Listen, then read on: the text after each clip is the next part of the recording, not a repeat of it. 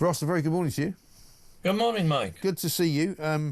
This seems to be now a little bit of a narrative that they're constructing over at Labour HQ, doesn't it? Because Wes Streeting the other day came out with something similar, saying that, we're struggling to fix the economy because of Brexit. I mean, people voted to leave the European Union nearly 10 years ago. Yes, exactly. I mean, Wes Streeting seems to be a bit the advance guard on this. The word is that Rachel Reeves will, during her budget speech, start trying to blame Nigel Farage and Brexit for having to put up our taxes. As you know, Nigel Farage is really the Chancellor. Rachel Reeves is just a front, and completely ridiculous. The idea that Brexit has harmed the economy. To believe that, you've really got to be incredibly blinkered and not sort of be in touch with what's happening the other side of the channel. Right.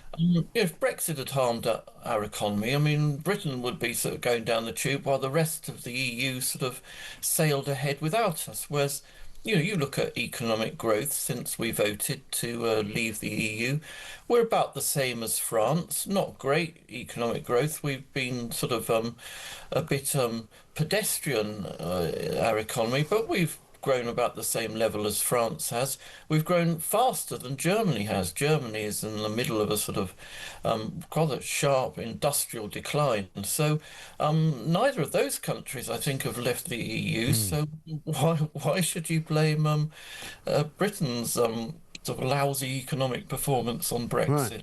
Well, it's a very strange situation that we find ourselves in, isn't it? Let me play you this from Rachel Reeves, which she said this morning, because on the one hand, they're saying, Brexit's to blame for the economy being a terrible place. And then here she talks about, possibly being in a doom loop. And then in other public pronouncements, they're trying to make out that everything's fine. Have a look at this. Our tax rises coming down the track. Yeah, but I think that this government are making... in terms of the ambition of this government, it is big. But you agreed, yes, there are tax rises coming down the track. I was really clear during the general election campaign, and we discussed this many times, that I would always make sure that the numbers add up. Can you promise the British people you're not going to get stuck in a doom loop of having to go through this cycle every year of having to find more tax to fill the black hole? Nobody wants that cycle to end more than I do, Sam. That's why that is why we're putting all the effort into growing our economy, because that in the end is what brings in the tax revenues to be able to afford to keep taxes low. So she finishes up with having admitted that we are in some kind of doom loop, and she is going to raise taxes, by at the end saying, I'm going to create growth. Well, sorry, I mean, all of those same things can't be true.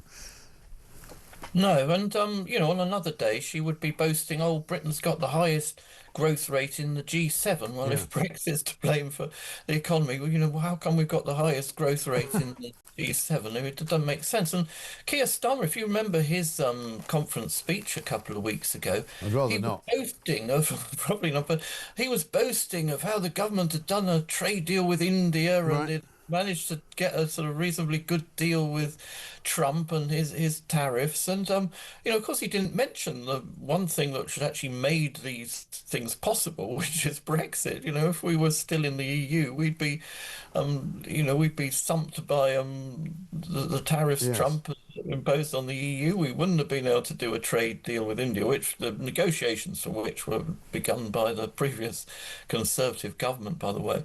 And yet, and another day they're saying Brexit is to blame for everything, and it just doesn't sort of make sense, does it? None of it makes sense. No, that was shortly before he sort of encouraged everybody to rise up and fight Nigel Farage, because he was the biggest threat to Britain since the Normans or something.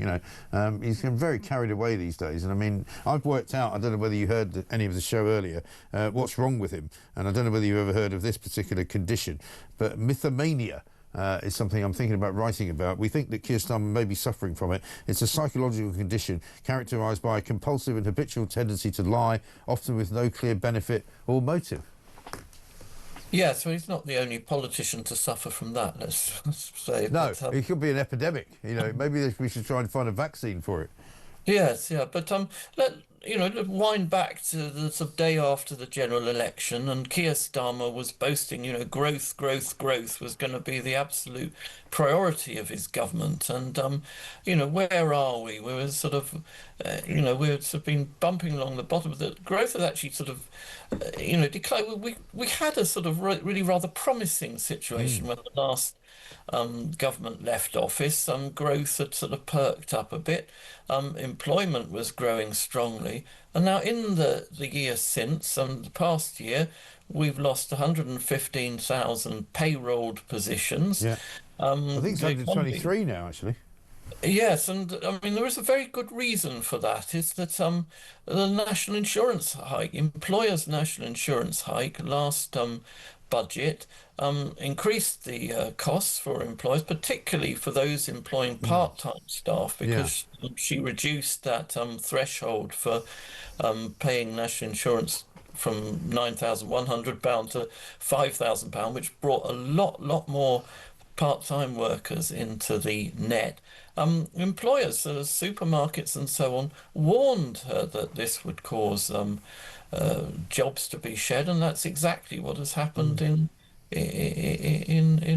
practice. It absolutely has. Great column anyway, Ross. Listen, thank you very much indeed. Ross Clark, columnist at The Sun, on page 10 today.